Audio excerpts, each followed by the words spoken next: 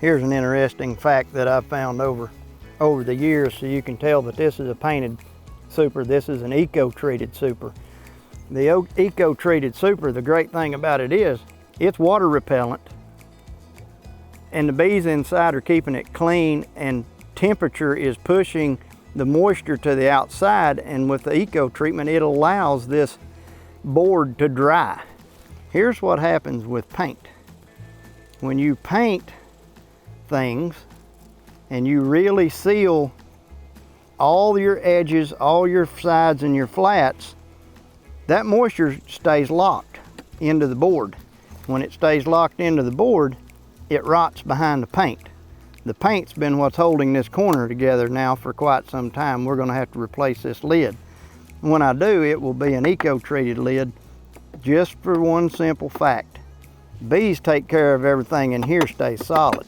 All your moisture accumulates out here in this painted wood edge and starts to rot.